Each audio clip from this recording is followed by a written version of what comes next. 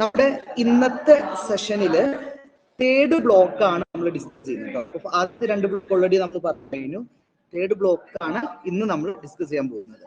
Okay, ഞാൻ screen ഒന്ന് share ചെയ്യുന്നുണ്ട്.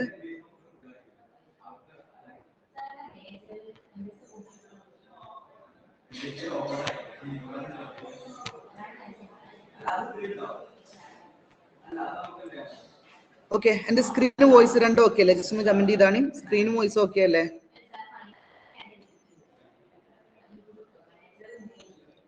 റെഡി അല്ലേ? Okay, ready. അപ്പോ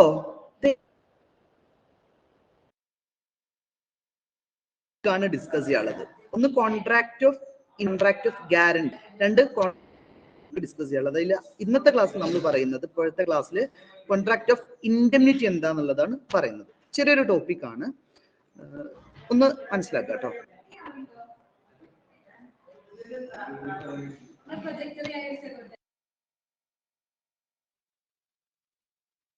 ഓക്കെ, കോൺട്രാക്ട് ഓഫ് ഇൻഡെംനിറ്റി കേട്ടോ, ഒന്ന് ശ്രദ്ധിക്കുക എല്ലാവരും. According to section 124 of contract act, contract ആക്ടിൽ 124 ഈ ഇൻഡെംനിറ്റിയെ കുറിച്ച് പറയുന്നത്. ഇൻഡെംനിറ്റി എന്ന് പറഞ്ഞാല് ഞാൻ ജസ്റ്റ് ആദ്യം ഒന്ന് പറഞ്ഞുതരാം കേട്ടോ. ഓക്കെ, സ്ക്രീൻ ഒന്ന് സ്റ്റോപ്പ് ചെയ്യുന്നുണ്ട്. നമ്മൾ ആ കോൺസെപ്റ്റ് ആദ്യം ഇതിലേക്ക് ഐഡിയ വേണം കേട്ടോ. ഞാൻ എന്റെ വൈറ്റ് ബോർഡ് ഒന്ന് ഷെയർ ചെയ്യുന്നുണ്ട്. ഒരു വൈറ്റ് ബോർഡ് കാണുന്നുണ്ടോ? ജസ്റ്റ് നോക്കിയേ. റെഡി ആണോ? Okay, yes, okay. ആദ്യം ഇതിന്റെ കോൺസെപ്റ്റ് എന്ന് പറയുന്നത് കോൺട്രാക്ട് ഓഫ് ഇൻഡെംനിറ്റി എന്ന് പറഞ്ഞാല് ശ്രദ്ധിച്ചോളിയെ. ഇപ്പോ ഒരു ജേർണലിസ്റ്റ്, ഒരു ആരെ പേരെടുത്ത് നമുക്ക്, ഇപ്പൊ ജുമാന അല്ലെ, ജുമാന ഒരു ജേർണലിസ്റ്റ് ആണ്. അവര് ഒരു പുതിയൊരു പ്രൊജക്ടിനെ കുറിച്ച് ഒരു അന്വേഷണമൊക്കെ നടത്തി, എൻക്വയറി ചെയ്ത്, അങ്ങനെ അതൊരു പുതിയൊരു പങ്ക്തിയായിട്ട് അവർ അതിൽ പ്രസന്റ് ചെയ്യാൻ പോവാണ്. ജുമാന ഒരു പുതിയൊരു കാര്യത്തെ കുറിച്ച് പഠിച്ച് റിസർച്ച് ഒക്കെ ചെയ്ത് ഗവേഷണമൊക്കെ ചെയ്ത് അതിനെ കുറിച്ച് അവർ പ്രസന്റ് ചെയ്യാൻ പോവാണ്. പക്ഷെ അവർക്കൊരു പേടി, കാരണം ആ ഒരു ഇഷ്യൂവിനെ കുറിച്ച് അവര് പബ്ലിക്കലി കൊടുത്തു കഴിഞ്ഞാൽ എന്തെങ്കിലും ഇഷ്യൂ അവർക്ക് മേലിൽ വരും. ജുമാന്റെ മേലിൽ എന്തെങ്കിലുമൊക്കെ പ്രശ്നം ഉണ്ടാവും, എന്തെങ്കിലുമൊക്കെ ഇഷ്യൂസ് വരാൻ സാധ്യതയുണ്ട്, പ്രശ്നങ്ങൾ വരാൻ സാധ്യതയുണ്ട്. കാരണം അവര് ചില ആളുകളെ കുറിച്ച് വളരെ പബ്ലിക്കായിട്ട് പറയാൻ പോവാണ്. അവർ ചെയ്ത കുറെ ഇഷ്യൂസിനെ കുറിച്ച് വളരെ തുറന്നു കാണിക്കാൻ പോവാണ്. അപ്പൊ എന്തൊക്കെയോ പ്രശ്നങ്ങൾ അവർക്കെതിരെ വരും എന്നുള്ള ഒരു പേടി ആർക്കുണ്ട്? ജുമാനക്കുണ്ട്. അപ്പൊ അവരുടെ മാനേജ്മെന്റ് അതിൽ ഇടപെടുകയാണ്. മാനേജ്മെന്റ് ആര്?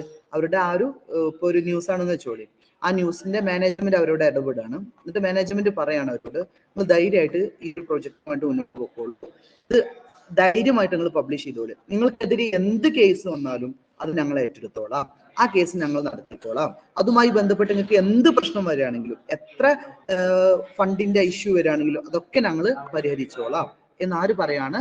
മാനേജ്മെന്റ് പറയാണ്. ഓക്കെ, ഇതിനെയാണ് നമ്മൾ എന്ത് പറയുന്നത്? കോൺട്രാക്ട് ഓഫ് ഇൻഡെംനിറ്റി പറയുന്നത്. അപ്പൊ ഇവിടെ ഒരാളുടെ മേത്തേക്ക് വരാനുള്ള, അല്ലെ, ഇപ്പൊ ജുമാന എന്ന് പറയുന്ന ഒരു വ്യക്തി, ആ വ്യക്തിയിലേക്ക് വരാനുള്ള ഇഷ്യൂസിനെ, പ്രശ്നങ്ങളെ ആര് ഡീൽ ചെയ്തു? ആ മാനേജ്മെന്റ് അത് ഏറ്റെടുത്തു. ഓക്കെ, മാനേജ്മെന്റ് അത് ഏറ്റെടുത്തു. മാനേജ്മെന്റ് എന്ത് ചെയ്യുന്നു? അത് സോൾവ് ചെയ്യാണ്. അപ്പോ ഈ ഇൻഡെംനിറ്റിയിൽ വരുന്ന ഒരു കാര്യം, ഒരാളുടെ മേൽ വരുന്ന എന്തെങ്കിലും പ്രശ്നങ്ങള് മറ്റൊരാളെ ഏറ്റെടുക്കുന്നതിനെയാണ് കോൺട്രാക്ട് ഓഫ് ഇൻഡെംനിറ്റി എന്ന് പറയാം.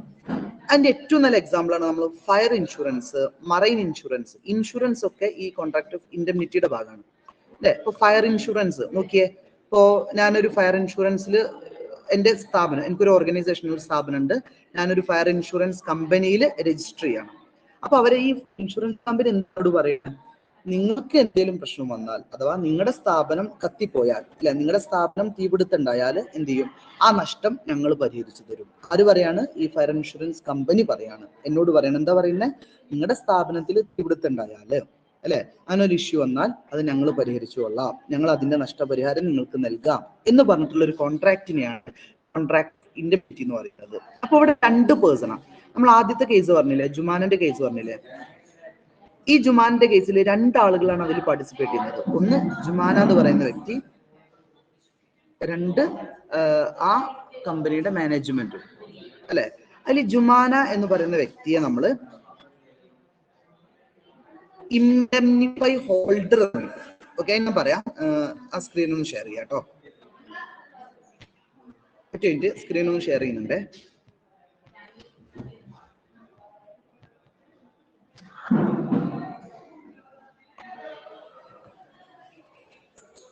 ഓക്കെ.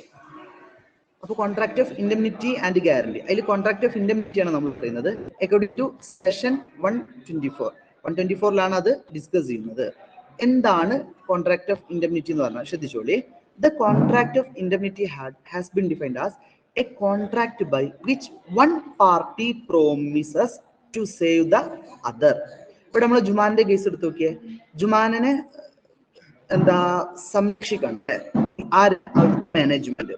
ജുമാനക്കെതിരെ എന്ത് ഇഷ്യൂ വന്നാലും ഞങ്ങൾ ഏറ്റെടുക്കാം എന്ന് പറഞ്ഞാൽ അവിടുത്തെ മാനേജ്മെന്റ് എന്ത് ചെയ്യാണ്, അത് ഏറ്റെടുക്കാണ്. ഓക്കെ, അപ്പൊ അതാണ് ഇവിടെ കോൺട്രാക്ട് ഓഫ് ഇൻഡെംനിറ്റി എന്ന് പറയുന്നത്.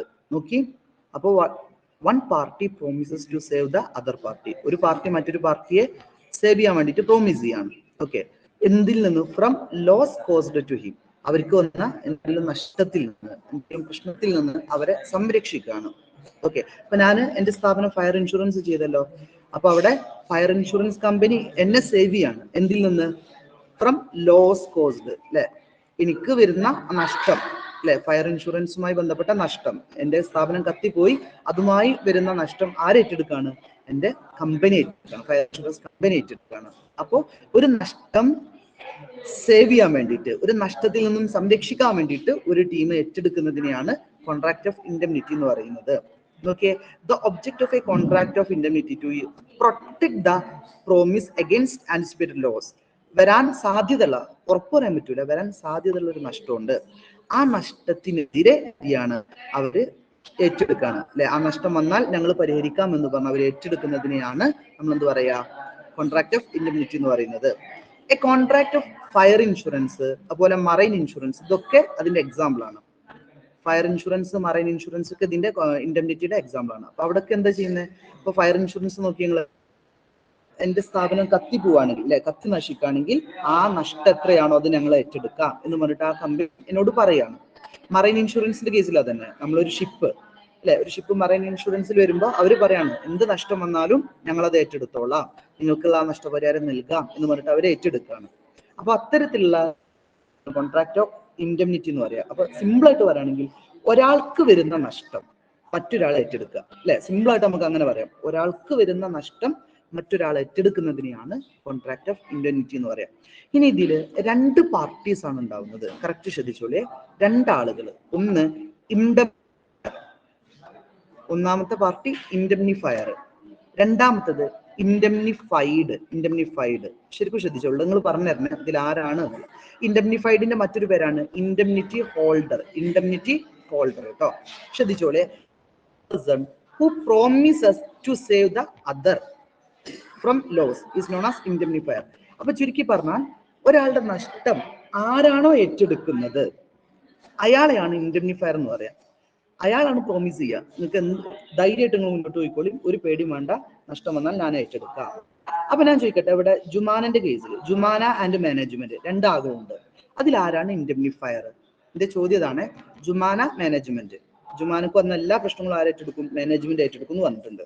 യെസ്, അവിടെ ഇൻഡെംനിഫയർ എന്ന് പറയുന്നത്, യെസ്, വെരി ഗുഡ്, മാനേജ്മെന്റ് ആണ്, അല്ലെ. ആ നഷ്ടം ഏറ്റെടുക്കുന്ന ആളുകൾ ആരാണ്? മാനേജ്മെന്റ് ആണ്. ഞാൻ ചോദിക്കട്ടെ, ഞാൻ എന്റെ സ്ഥാപനം ഫയർ ഇൻഷുറൻസ് ചെയ്യാണ്, അല്ലെ, എന്റെ സ്ഥാപനം തീ കത്തി നശിച്ചാല് അവര് ലെവൽ ഇത്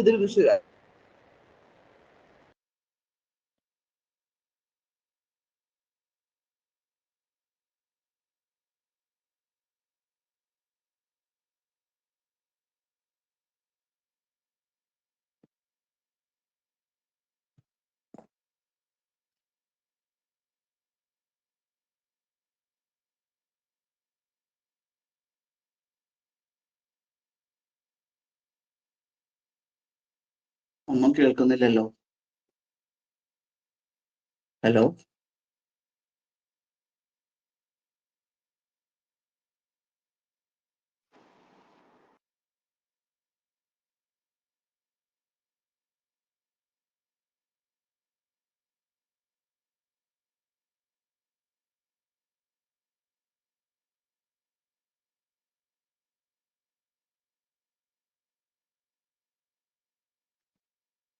ാണോ കേൾക്കാത്തത്?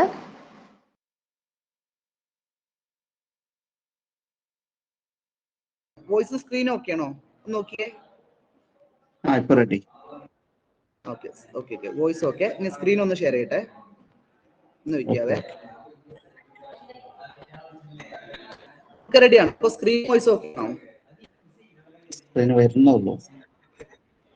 Ready ready ready ready, yes yes, ready ready ready. Okay, അപ്പൊ എന്റെ അടുത്ത ചോദ്യം ഒന്നുകൂടെ നോക്കേ. ഞാന് എന്റെ സ്ഥാപനം നിയാഫ് എന്ന് പറഞ്ഞ എന്റെ സ്ഥാപനം എന്ത് ചെയ്യാണ്, ഫയർ ഇൻഷുറൻസ് ചെയ്യാണ്. ഓക്കെ, അങ്ങനെ എന്റെ സ്ഥാപനം നശിച്ചാൽ എന്ത് ചെയ്യും, അതിന്റെ നഷ്ടം എനിക്ക് തരും എന്ന് പറഞ്ഞിട്ട് അവര് ഓക്കെ പറയാണ്. ഇവിടെ രണ്ട് പാർട്ടി ഉണ്ട്, ഒന്ന് ഫയർ ഇൻഷുറൻസ് കമ്പനി അല്ലെ. ഞങ്ങളതിൽ ആരാണ് ഇൻഡംനിഫയർ? ഒന്ന് ടൈപ്പ് ചെയ്തോളൂ, ഇൻഡംനിഫയർ ആരാണ്? Yes, very good, insurance company. Harsha പറഞ്ഞ പോലെ തന്നെ ഇൻഷുറൻസ് കമ്പനിയാണ് ഇൻഡംനിഫയർ. കാരണം അവരാണ് എന്ത് ചെയ്യുന്നത്, പ്രോമിസ് ചെയ്യുന്നത് നഷ്ടം വന്നാൽ നമ്മൾ നോക്കിക്കോളാം, ഞങ്ങൾ റെഡി ആയിക്കോളാം എന്ന് പറഞ്ഞിട്ട് അവരാണ് ഏറ്റെടുക്കുന്നത്. അപ്പൊ അവരെ നമ്മൾ വിളിക്കുന്ന പേരാണ് ഇൻഡംനിഫയർ. അപ്പോ ഇൻഡംനിഫൈഡ് ആരാ? ആർക്ക് വേണ്ടിയിട്ടാണോ ആ പ്രോമിസ് ചെയ്യുന്നത് അല്ലെ, അവരെയാണ് നമ്മൾ ഇൻഡംനിഫൈഡ് എന്ന് വിളിക്കുന്നത്, അല്ലെങ്കിൽ ഇൻഡംനിറ്റി ഹോൾഡർ എന്ന് വിളിക്കുന്നത്. ഞാൻ ചോദിക്കട്ടെ, ഇവിടെ എന്റെ കേസ് നേരത്തെ പറഞ്ഞ മാനേജ്മെന്റ്, ആ കേസിൽ ആരാണ് ഇൻഡംനിഫൈഡ് അല്ലെങ്കിൽ ഇൻഡംനിറ്റി ഹോൾഡർ ആരാണ്? യെസ്, ജുമാന. അവരാണ് എന്ത്, ഇൻഡംനിറ്റി ഹോൾഡർ അല്ലെ. കാരണം അവർക്ക് വേണ്ടിയിട്ടാണ് അല്ലെ അവര് പ്രോമിസ് കൊടുത്തിട്ടുള്ളത്. ഓക്കെ, അപ്പോ ഈ രണ്ട് ആളുകൾ ഇതിൽ വ്യക്തമാക്കണം കേട്ടോ. ഇപ്പൊ ഞാൻ എന്റെ കേസ് പറഞ്ഞു അല്ലെ, ഞാൻ എന്റെ സ്ഥാപനം ഫയർ ഇൻഷുറൻസ് ചെയ്തിട്ടുണ്ട്. അവിടെ ഞാൻ ആരാണ്, ഇൻഡംനിഫൈഡ് ആണ് അല്ലെങ്കിൽ ഇൻഡംനിറ്റി ഹോൾഡർ ആണ്. ഓക്കെ, ഞാന് ആ ഫയർ ഇൻഷുറൻസ് കമ്പനി ആരാണ്, ഇൻഡംനിഫയർ ആണ്. അപ്പൊ ആ രണ്ട് ടേം ഒന്ന് കൃത്യമായിട്ട് മനസ്സിലാക്കി വെക്കുക. ഇനി ഈ ഇൻഡംനിറ്റിയുടെ ഫീച്ചേഴ്സ് ഒന്ന് പറയാം കേട്ടോ. ഈ ഒരു കോൺട്രാക്ട്, ഇൻഡംനിറ്റി കോൺട്രാക്ടിന്റെ features. First, essentials of a valid contract. ഒരു വാലിഡ് കോൺട്രാക്റ്റിൽ എന്തൊക്കെ ആവശ്യമുണ്ടോ അതൊക്കെ ഇവിടെയും വേണം. നമ്മൾ പറഞ്ഞിട്ടുണ്ട് വാലിഡ് കോൺട്രാക്ടിന്റെ കുറെ എസെൻഷ്യൽസ് നമ്മൾ പഠിച്ചിട്ടുണ്ട് അല്ലെ. അതിന്റെ അഗ്രിമെന്റ് ഉണ്ടാവണം, അതുപോലെ തന്നെ ഫ്രീ കൺസെന്റ് ആവണം, അങ്ങനെ കുറെ കാര്യങ്ങൾ പറഞ്ഞിട്ടുണ്ട്. അതൊക്കെ ഇവിടെയും ബാധകമാണ്. ഒരു വാലിഡ് കോൺട്രാക്റ്റിന് എന്തൊക്കെ ഫീച്ചേഴ്സ് ഉണ്ടോ, എന്തൊക്കെ എസെൻഷ്യൽസ് ഉണ്ടോ അതൊക്കെ ഇവിടെയും ആവശ്യമാണ്. പിന്നെ അടുത്തത് കോമ്പൻസേഷൻ ഓഫ് ലോസ്. നഷ്ടം വന്നിട്ടുള്ള ലോസ് അതാണ് നമുക്ക് തരിക. ഓക്കെ, ഇപ്പോ എന്റെ സ്ഥാപനം കത്തി, എനിക്കൊരു 2 lakhന്റെ നഷ്ടം വന്നു. അവർ ഒരിക്കലും 3 lakh എനിക്ക് തരൂല. എത്രയാണോ നഷ്ടം, ആ നഷ്ടമാണ് നമുക്ക് പരിഹരിച്ചു തരുന്നത്. ആ നഷ്ടം ഉണ്ടായാലേ ആ കോൺട്രാക്ട് ഉണ്ടാവുള്ളൂ അല്ലെ. ഇപ്പൊ ഞാൻ ഒരു വർഷത്തേക്ക് ഫയർ ഇൻഷുറൻസ് എടുത്തു, എന്റെ സ്ഥാപനം തീ കത്തി നഷ്ടമൊന്നുമില്ല. അപ്പൊ ഒരിക്കലും പിന്നെ ആ പൈസ എനിക്ക് തിരിച്ചിട്ടില്ല, അവിടെ ആ കോൺട്രാക്ട് ഉണ്ടാവുന്നില്ല. നഷ്ടം ഉണ്ടായാൽ മാത്രമേ അവിടെ ആ കോൺട്രാക്ട് നടക്കുന്നുള്ളൂ. മൂന്നാമത്തേത് നമ്മൾ എപ്പോഴും പറയുന്ന ഒരു പോയിന്റ് ആണ് എക്സ്പ്രസ് ഓർ ഇംപ്ലൈഡ്. രണ്ട് രൂപത്തിൽ ഉണ്ടാവാം. ഒന്ന് എക്സ്പ്രസ് ചെയ്യാം. എക്സ്പ്രസ് പറഞ്ഞാല് വാക്കാലില് നമ്മൾ പറയാം അല്ലെ, ഇൻ വേർഡ്സ് നമ്മൾ പറയാം, അതാണ് എക്സ്പ്രസ് എന്ന് പറയുന്നത്. ഇംപ്ലൈഡ് പറഞ്ഞാല് അങ്ങനെ വാക്കാൽ പറയുന്നതല്ല, അതാണ് ഇംപ്ലൈഡ്. ഓക്കെ, അപ്പൊ അതാണ് അതിന്റെ ഫീച്ചേഴ്സ് ആയിട്ട് വരുന്നത്. ഇനി റൈറ്റ്സ് ഇമ്പോർട്ടന്റ് ആണ്. Rights of indemnity holder, indemnity ഹോൾഡറുടെ അവകാശങ്ങൾ ഇവിടെ ഓർത്തൊക്കെ. Indemnity holder എന്നാരാ? ഇപ്പോ എന്റെ കേസിൽ ഞാനാണ് ഇൻഡംനിറ്റി ഹോൾഡർ അല്ലെ. എന്റെ കേസിൽ ഞാനാണ് ഇൻഡംനിറ്റി ഹോൾഡർ. പിന്നെ ജുമാനന്റെ കേസിൽ ജുമാനയാണ് ഇൻഡംനിറ്റി ഹോൾഡർ. ഓക്കെ, അപ്പൊ അവരുടെ റൈറ്റ്സ് എന്തൊക്കെയാണ്? First, damage. എനിക്ക് വന്ന നഷ്ടങ്ങൾ എന്തൊക്കെയാണോ അതാര് തരണം? നമ്മുടെ ഇൻഡംനിഫയർ തരണം അല്ലെ. അപ്പോൾ എനിക്ക് എന്റെ സ്ഥാപനം നശിച്ചു, 2 ലക്ഷം നഷ്ടം വന്നു, അതാര് തരണം? ആ കമ്പനി തരണം.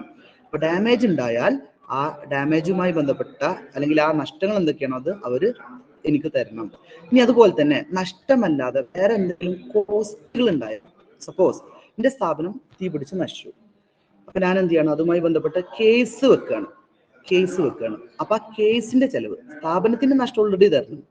അതല്ലാണ്ട് മറ്റെന്തെങ്കിലും ചെലവുകൾ അതിന്റെ പേരിൽ എനിക്കുണ്ടായാൽ ആ ചെലവ് ആര് തരണം? നമ്മുടെ ഇൻഡംനിഫയർ തരണം. ഇപ്പൊ ജുമാന്റെ കേസ് എടുത്ത് നോക്കിയേ. ജുമാന്റെ കേസിൽ അവരുടെ മാനേജ്മെന്റ് അങ്ങനെയൊക്കെ പ്രോമിസ് ചെയ്തു. അങ്ങനെ ജുമാന ആ ഒരു പ്രോഗ്രാമായിട്ട് മുന്നോട്ട് പോയി. അങ്ങനെ അവർക്ക് കുറച്ച് നഷ്ടം വന്നു.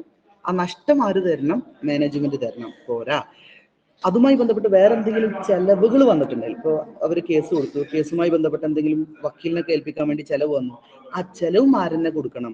ഇൻഡംനിഫയർ കൊടുക്കണം. പോരാ, ഇനി എന്തെങ്കിലും സെറ്റിൽമെന്റ്, ഈ ഓൾസം എന്നുള്ള ഉദ്ദേശം എന്തെങ്കിലും സെറ്റിൽമെന്റ് ചെയ്യാണ്. ഇപ്പൊ ജുമാനന്റെ കേസിൽ നമ്മൾ എന്തെങ്കിലും സെറ്റിൽമെന്റ് ചെയ്യാണ്. ഇപ്പോ ഇഷ്യൂ ഒക്കെ വന്ന് അവരുമായിട്ട് ഡീൽ ചെയ്ത് കുറച്ച് പൈസ ഒക്കെ കൊടുത്ത് സെറ്റിൽ ചെയ്യാണ്.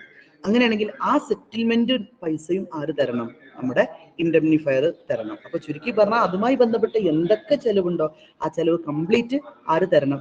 ഇൻഡെംനിഫയർ തരണം. അതാണ് നമ്മുടെ അവകാശം. അത് അയാളുടെ നിന്ന് വാങ്ങാനുള്ള അവകാശമുണ്ട്. പിന്നെ സ്യൂട്ട് ഫോർ സ്പെസിഫിക് പെർഫോമൻസ്, ഇതുമായി ബന്ധപ്പെട്ട്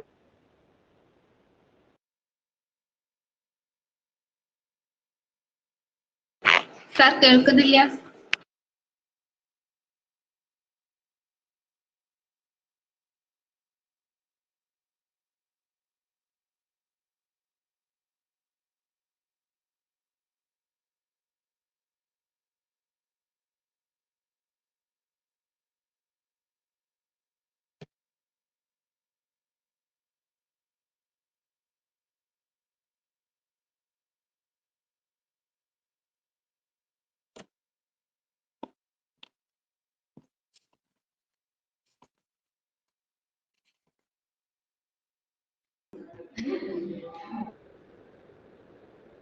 നിങ്ങൾ കേട്ടു, ഈ പറഞ്ഞ കേട്ടോ, റൈറ്റ്സ് ഫുള്ള് കേട്ടു.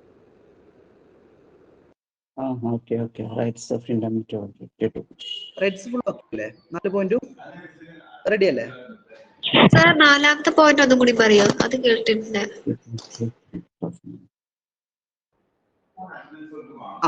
ഷുവർ. 4ാമത്തെ പോയിന്റ് ഇത്രേ ഉള്ളൂ. നമ്മൾ ഈ ഒരു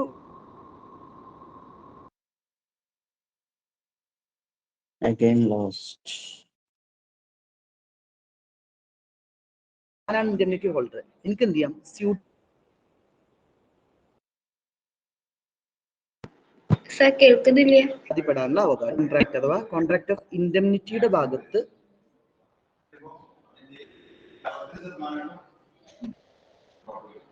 കേൾക്കുന്നില്ല.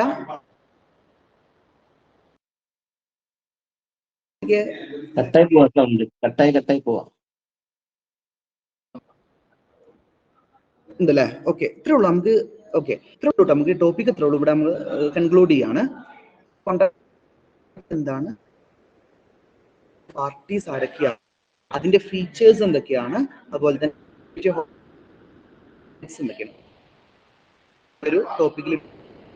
ഇനി നെക്സ്റ്റ് ക്ലാസ്സിൽ പറയാം കേട്ടോ. ഓക്കെ, അപ്പൊ തൽക്കാലം ഇവിടെ